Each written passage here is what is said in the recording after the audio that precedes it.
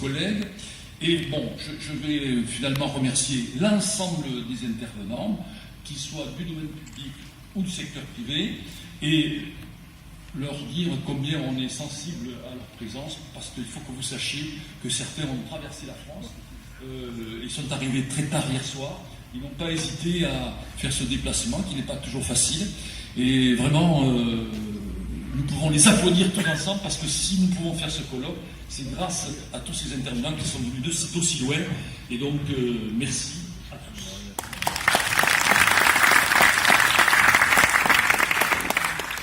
Bon, j'avais promis d'être très court, donc je vais essayer de tenir la promesse. C'est le troisième colloque, vous le savez, sur la cybersécurité. Bien entendu,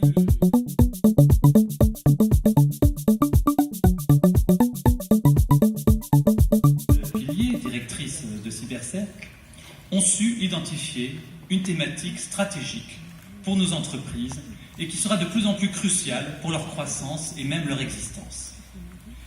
Il est devenu aujourd'hui un lieu commun d'affirmer que sécurité et liberté s'opposeraient et que les normes sécuritaires constitueraient des atteintes aux libertés individuelles. Comme bien des lieux communs, celui-ci repose sur une analyse partielle, voire même faussée. En effet, depuis des penseurs comme Grotius et Hobbes, nous savons que le premier ennemi de la liberté est la liberté elle-même, et que les excès de liberté des uns finissent par porter atteinte à la liberté des autres.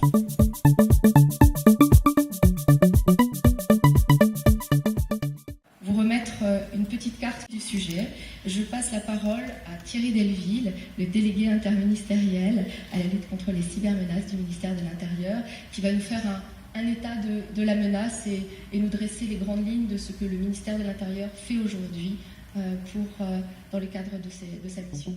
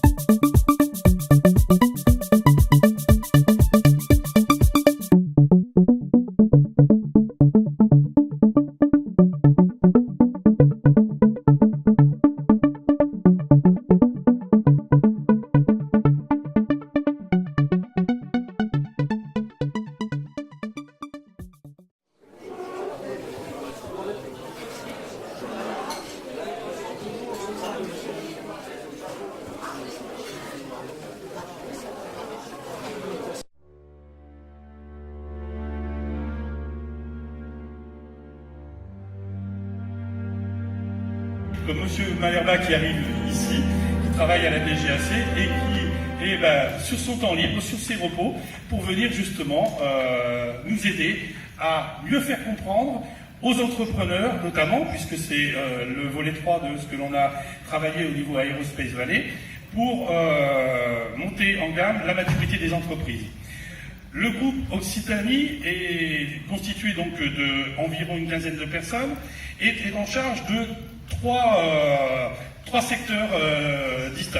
Le premier, aujourd'hui, est bien faire de la communication sur la cybersécurité, cybercriminalité, puisque je suis gendarme, il est important de penser également au volet judiciaire, notamment à la traçabilité des données qu'il va falloir récupérer au moment des incidents, car incidents, malheureusement, il y aura. Même si les statistiques de l'année dernière montrent que 81% des entreprises sont attaquées, et là c'est vraiment une parole profonde de l'État pour dire, eh bien on va tous s'associer parce qu'on est tous dans la même problématique, et quand je dis tous les services, c'est-à-dire la DGSI, la Directe, la DRSD, donc pour la partie militaire, la gendarmerie bien évidemment, l'ANSSI qui nous a rejoints en région, et là eh bien l'accueil a été profond parce qu'il nous fallait également une remontée sur un canal.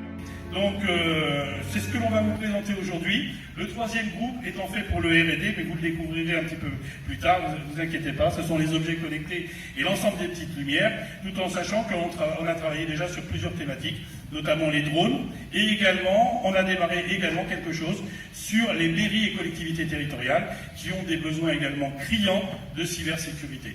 Donc je vais laisser la parole dans un premier temps à Vivien Balerba, qui va nous présenter eh bien, l'exercice de la maturité en entreprise, comment eh bien, on est contacté par les entrepreneurs que nous avons ici juste à notre côté. Par contre c'est le nom que j'ai oublié, Fabrice Cast, excusez-moi, qui va justement nous parler de son ressenti par rapport à une analyse de maturité qu'il a eue donc en 2016 auprès de sa société. Ensuite, eh bien, je laisserai la parole à Yves Jussault, notre référent local pour l'ANSSI, qui fait partie maintenant intégrante de notre dispositif Aerospace Valley pour cette action collective. Donc Vivien, je te laisse la parole. J'espère que j'étais assez faux. Bonjour à tous, je vais me lever parce que sinon je ne vois pas les slides. Voilà, donc moi je suis Vivien Balerba. Juste deux mots quand même sur pourquoi, à titre personnel, on fait des choses qui au final sont gratuites. On disait hier que quand c'est gratuit, c'est vous le produit. Donc voilà, je pense que c'est intéressant de clarifier un peu ce point-là. Donc moi, effectivement, à titre professionnel, je travaille dans une administration et j'exerce des responsabilités en matière de sécurité et système d'information. Donc c'est quelque chose que je vis un petit peu au jour le jour avec des administrateurs, des utilisateurs, etc. Voilà, pourquoi est-ce que moi je passe du temps à faire des choses pour le bénéfice des autres? C'est parce que je considère que saisissent et que même si moi j'ai pas de partie prenante dans les sociétés, dans les collectivités locales, au final je vis en société avec tout le monde comme vous dans notre belle région. Et à un moment ou à un autre, ça va peut-être pas m'impacter moi, le fait qu'une société se fasse pirater, le fait qu'une collectivité locale se fasse pirater, ça va peut-être pas me toucher moi directement, par contre ça va toucher d'autres collègues, et puis au final c'est une espèce de château de cartes, quelque chose qu'on essaie de construire solide, sauf que si on a une vulnérabilité et qu'il y a des cartes qui s'en vont, peut-être qu'à un moment le château risque d'être un petit peu fragilisé. Donc au final, la sécurité c'est un sujet dont tout le monde devrait se saisir. Et c'est une manière de contribuer, moi, à mon petit niveau, à ce truc-là. Voilà, donc quand mes collègues et moi intervenons, c'est pas avec l'envie d'apprendre des choses, l'envie de savoir comment vous travaillez, l'envie de vous espionner, c'est vraiment là, pour le coup, complètement altruiste, avec quand même l'envie de participer à la société dans laquelle on vit. Voilà, donc c'est juste un petit préambule. Est-ce que tu peux changer? Voilà, un petit préambule qui est important malgré tout. Alors, sur le contexte, juste pour vous dire d'où ça vient, cette idée d'analyse maturité, ça vient d'un travail qui a été mené avec Aerospace Valley. Donc Aerospace Valley, c'est un pôle de compétitivité Occitanie et Nouvelle-Aquitaine qui rassemble, je crois, à peu près 800 entreprises et qui avait une action collective en matière de cybersécurité qui était en gros en 3 phases rapidement. De la sensibilisation, évaluer par la suite la maturité d'entreprise et les besoins en matière de sécurité, et puis renforcement de la niveau de sécurité de façon à aller un petit peu jusqu'au bout de la démarche. Et je te laisse changer de slide. Voilà, donc c'était trois volets. Le premier, c'était la sensibilisation, donc c'est quelque chose qui avait été fait directement On a fait cette présentation en 2015. Simplement 32 ont souhaité avoir ce gradient de maturité, et finalement sur les 32, nous nous en avons réalisé que pour l'instant que 12. Donc effectivement, vous faites partie des chanceux et on est vraiment très heureux d'avoir pu partager ce moment avec vous. Donc vous allez peut-être nous présenter d'abord votre société pour bien faire comprendre le gradient de société qui nous intéresse, le nombre de personnes, votre activité en particulier, et ensuite on parlera peut-être de la maturité, comment vous avez perçu cette activité, si vous l'avez sentie intrusive, si effectivement elle vous a servi, toutes ces questions qui nous intéressent en retour d'expérience pour pouvoir améliorer également notre travail. Merci Major, bonjour à tous. Donc, je suis Fabrice Cast, président du groupe Ciselec à La Bruguière, donc une petite PME de 50 personnes à côté de Castres. Donc nous avons deux activités, la fabrication d'armoires électriques. Donc les armoires électriques donc, sont des systèmes qui sont destinés à des machines et à des constructeurs. Et ensuite une deuxième activité où on fabrique des cartes électroniques.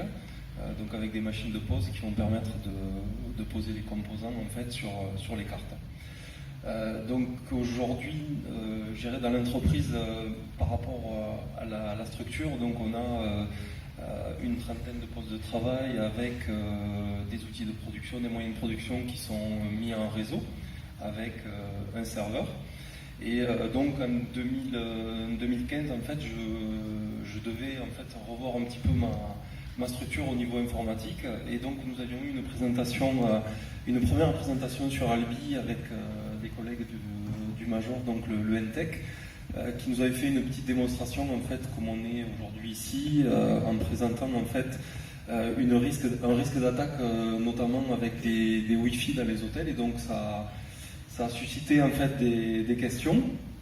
Et donc après derrière on a essayé d'imaginer ce qu'on pouvait retrouver chez nous en fait en termes d'usage.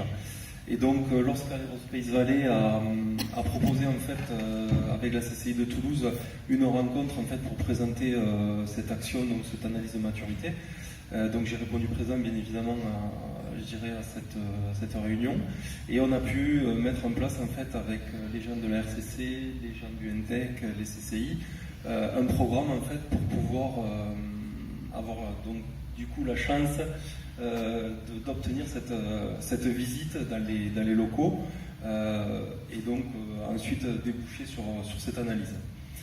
Je dirais donc aujourd'hui le vrai souci aujourd'hui que l'on a nous dans les PME, c'est de dire aujourd'hui on a tout un tas de clients qui vont nous confier des informations.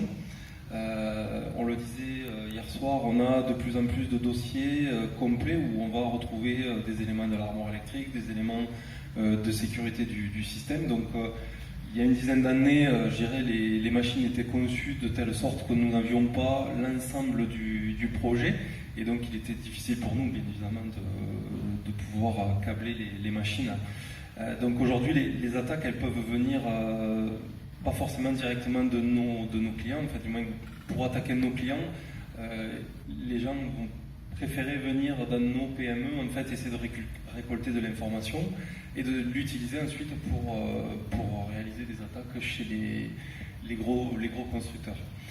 Donc fort de tout ça et des nouvelles technos qui arrivent sur la partie électronique, donc on a des fabrications aussi spécifiques avec des startups où on nous confie des objets connectés ou des projets innovants, et donc là aussi on se doit de faire attention et de pouvoir certifier à nos clients que les données qu'ils nous confient, en fait on va bien les utiliser, bien les protéger. Donc on signe beaucoup de clauses de confidentialité, et donc dans ces clauses bien évidemment on rappelle le fait qu'on est responsable des données que l'on nous confie. Et donc aujourd'hui, c'est un vrai enjeu pour nous, puisqu'il y a derrière des risques juridiques importants. Et donc tout ça a mûri un petit peu dans ma tête, donc, et a débouché en fait à cette volonté d'essayer de se prémunir de tous ces risques d'attaque que l'on peut subir. Donc la présentation en fait, donc comme le disait Vivien, aujourd'hui on prévoit 2 heures à peu près de réunion pour faire un petit peu le tour du sujet.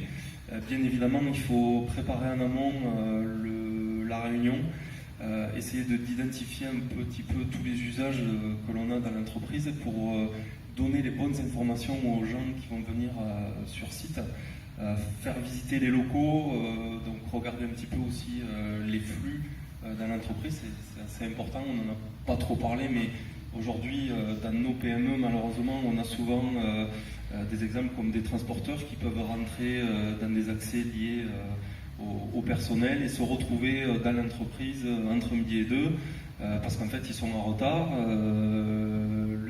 les livraisons sont fermées et donc ils vont chercher par tous les moyens à rentrer.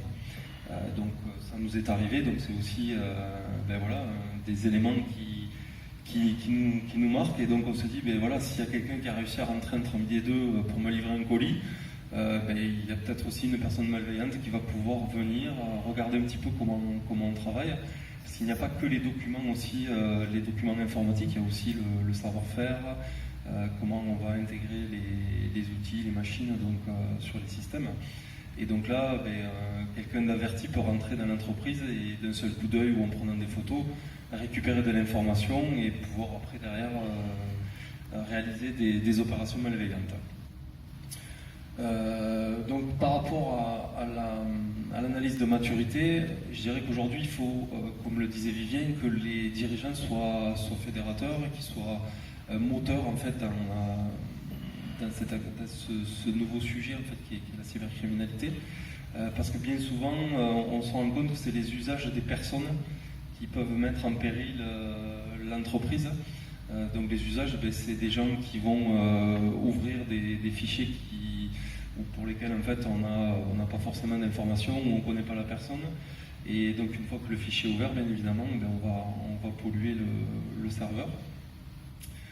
Voilà, donc on a aussi la chance d'avoir les gendarmes en fait qui, de par, je dirais, l'uniforme, puisque lors de la visite, c'est aussi par rapport à ça, les gens vont un peu voir l'enjeu de la sécurité. Donc c'est les gendarmes qui viennent apporter, je dirais, la bonne parole. Donc c'est des référents.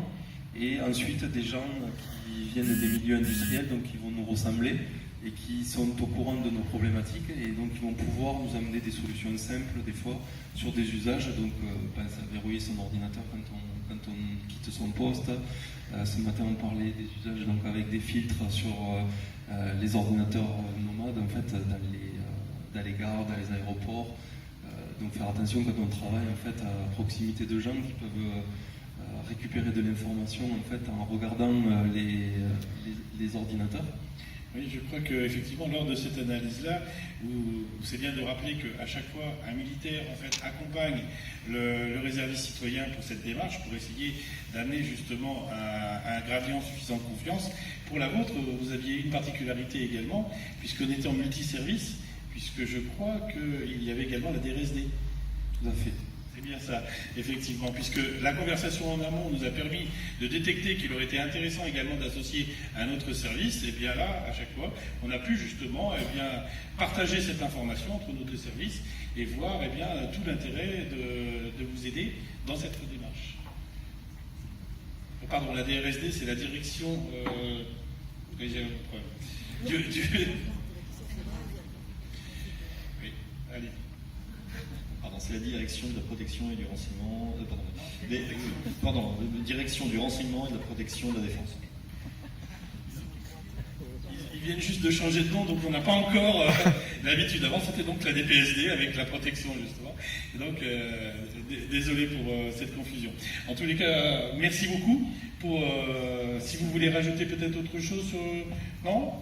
Je dirais qu'aujourd'hui, il faut, ces actions en fait, sont, comme on le disait, bénévoles. Donc, il faut remercier les gens qui nous aident en fait, à travailler sur ces sujets-là.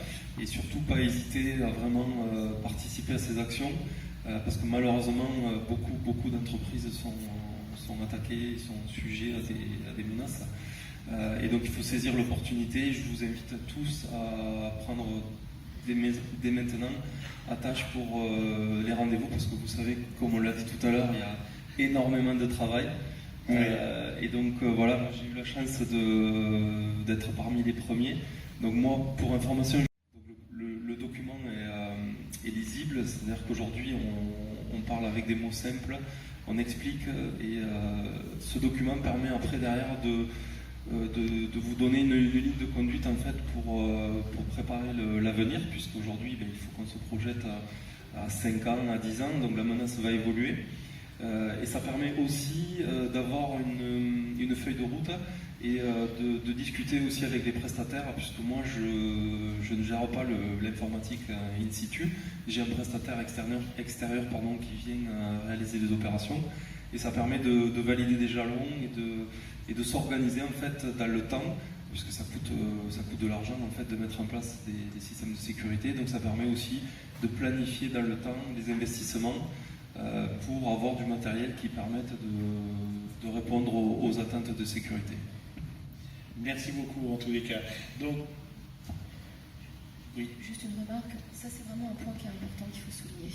C'est-à-dire le fait qu'à travers ce process, les dirigeants vont apprendre ou renforcer leurs connaissances pour mieux justement travailler avec les différents sous-traitants auxquels ils font appel dans le cadre de tout ce qui relève des systèmes d'information, les prestataires informatiques, voire même effectivement leurs partenaires avec lesquels ils ont à échanger. Et ça, c'est un élément important parce qu'on est sur du comportement, on est sur de la connaissance du dirigeant et qui permet en fait de mieux cibler ses besoins et lorsqu'il passe des appels d'offres, par exemple aussi, d'avoir aussi cette dimension sécurité à l'esprit. Tout à fait. Bon, ça me permet de passer le relais donc justement à M. Jussot, parce qu'on va peut-être reparler un peu de la plateforme. Si vous voulez poursuivre justement cette activité, eh bien, au travers de la nouvelle plateforme que M. Jussot donc, a demandé à la RCC de fabriquer, eh bien, vous allez pouvoir continuer à nous contacter. Donc Yves, je me permets de te passer le relais. L'objectif, vous en doutez, aujourd'hui, tel que le dispositif est bâti, ce sont des bénévoles, ils réalisent ça sur leur temps libre, si bien forcément il y a un facteur d'échelle qui est des fois difficile à mettre en œuvre. Ce que j'ai demandé effectivement au prix de la RCC, c'est qu'on puisse avoir une démarche en amont, avant de rencontrer l'entreprise, pour que l'entreprise puisse bénéficier déjà d'un auto-assessment, d'une auto-analyse de son niveau de maturité en matière de cybersécurité. Et c'est tout le but justement de la plateforme. Ainsi, l'entreprise pourra, via un questionnaire justement, déterminer quelles sont ses surfaces d'attaque, ses surfaces de vulnérabilité, ses points de sensibilité, pour enfin avoir le petit diagramme pour lui donner un petit peu un tour d'horizon de ces éléments sur lesquels il serait sage de se préoccuper, de faire un focus, et ensuite de pouvoir contacter les services de l'État pour justement mettre en branle l'ensemble du dispositif tel qu'il est bâti aujourd'hui, avec l'analyse de maturité et après la rédaction d'un rapport. Ce qui est intéressant aussi de noter, c'est que, encore une fois, par rapport au facteur d'échelle, ce sont des bénévoles, et donc, tout simplement, et c'est bien légitime, la surface de rayonnement reste aujourd'hui relativement cantonnée sur Toulouse. On rayonne un petit peu autour, un petit peu sur la région Nouvelle-Aquitaine, mais ça se limite à quelques larges kilomètres autour de Toulouse. L'objectif, et là c'est vraiment un point sur lequel je souhaite insister, à partir de la fin du mois de juillet avec la CCI Occitanie, nous allons commencer à travailler pour étendre le dispositif au niveau régional, donc le faire sortir au-delà, essayer de le faire déborder sur l'ex-région Languedoc-Roussillon. Et vous en doutez, on n'a pas attendu la CCI pour déjà promouvoir le dispositif qui est un vrai gage de succès au niveau national. J'ai eu des échanges avec la CCI Seine-Estuaire il y a à peu près un mois pour qu'eux aussi mettent en place le dispositif, en tout cas que le dispositif puisse être recopié. Et la même chose aujourd'hui au niveau national à Paris, puisque c'est quelque chose sur lequel on insiste lourdement pour que ça puisse être essaimé. Alors, est-ce que ce sera par d'autres RCC dans les autres régions du pays, par d'autres organes, par d'autres caisses de résonance? Là, la carte reste encore libre. Mais en tout cas, l'objectif à terme, c'est que l'ensemble de ce dispositif, qui est un vrai succès sur la région Occitanie, puisse essaimer sur l'ensemble du territoire.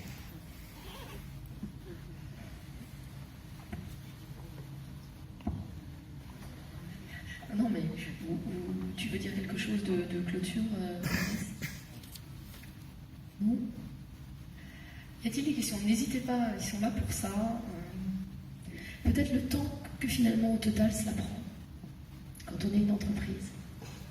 Au total, le temps que tu y as passé, Fabrice. Alors aujourd'hui, de mémoire, on a fait la réunion le 29 novembre 2016.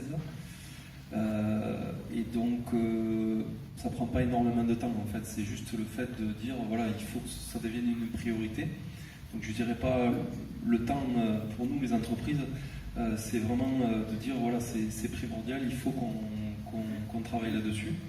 Et donc la restitution du dossier s'est faite, je ne sais plus, au mois de février, donc c'est quand même assez rapide, donc ça permet de garder les éléments en tête, et après derrière il faut vite se mettre en action pour qu'on garde l'effet aussi je sais pas comment on peut dire, de présence à l'esprit, de de présence à l'ensemble l'esprit, des éléments, voilà, pour pouvoir être proactif justement sur les points qui ont été vus pendant ces 2 heures de discussion, parce que bon, cet échange est très important et presque primordial. Là, on est dans un rapport humain. On ne va pas vous dérouler un questionnaire bêtement, on va vraiment discuter avec vous, et c'est nous, de l'autre côté, d'appréhender le questionnement pour pouvoir apporter les réponses que vous souhaitez, mais au travers d'une discussion sociale. Et ça, c'est vraiment un élément important pour nous, et pour vous, pour mieux comprendre ce qu'est la cybersécurité et de la prendre dans le bon sens du terme. Après, effectivement, comme on vous a dit, nous ne sommes que des... pour ma part, je suis d'actif, mais bon, je travaille le RCC sur mon temps libre. Effectivement, c'est souvent les disponibilités. Donc parfois, le rapport, on aurait peut-être pu l'écrire un peu plus tôt. C'est quelque chose de construit, le rapport. C'est pas juste un résultat d'un questionnaire avec... non, vous allez avoir de la prose à l'intérieur. C'est pour ça qu'on y met du temps. Donc on n'a pu offrir que 12, effectivement, sociétés, puisqu'on y attache tout notre savoir-faire pour vous rendre un réel service. Pas quelque chose que vous allez pouvoir avoir au travers d'un site internet, on fait 3 cases et puis vous avez une réponse. Non, c'est pas notre objectif. Notre objectif, c'est d'aller dans le sens de la profondeur sur les thématiques diverses, de la technicité jusqu'à l'organisationnel, jusque même également au niveau de la gouvernance, puisqu'étant donné qu'on va vous parler de questions de droit. Donc il est important à un moment donné de prendre le temps de se poser, de réfléchir et de bien construire. Donc heureusement, on est appuyé maintenant sur le rapport avec Yves Jussot de très bons conseils de pratique. Donc on essaye également de l'enrichir de toute la valeur en fait nécessaire et suffisante pour bien vous faire comprendre ces axes à suivre. Après, donc, si une fois que vous avez ce rapport, eh bien la balle est dans votre camp. Un homme averti en vaut 2. Au moins au niveau des risques, vous avez été informé.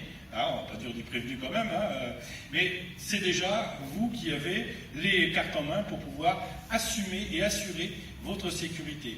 La sécurité, c'est l'enjeu de demain pour votre société. Parce qu'après, effectivement, on va se revoir sur le pan de la cybercriminalité. Effectivement, j'ai beaucoup de personnes qui pleurent dans mon bureau à des moments où c'est l'entreprise complète avec la vingtaine de personnes qu'il faut mettre au chômage parce que malheureusement, il y avait un trou dans la raquette, comme on dit, c'est ça ? Eh bien oui, effectivement, mais ce trou dans la raquette, tout d'un coup, il est devenu énorme et il a fait tomber tout le pan de l'activité de la société. Donc ne pensez pas que ça puisse arriver qu'aux autres ou qu'à votre voisinage. Prenez les choses en amont, on réfléchit, on se pose. Maintenant, la cybersécurité, ça fait partie des notions de risque que l'on doit prendre dès le départ, dans la construction des projets et dans la construction de toute activité que vous allez avoir. Merci, puisque sinon je vais parler pendant 2 heures. Merci Fabrice. Merci à vous 4 en tout cas de ce témoignage. Ils sont là toute la matinée, donc n'hésitez pas à aller les voir, à prolonger les échanges, à poser des questions que vous n'osez pas forcément poser dans ce cadre-là. Vous avez vu, ils sont sympathiques et répondent à toutes les sollicitations. Merci beaucoup.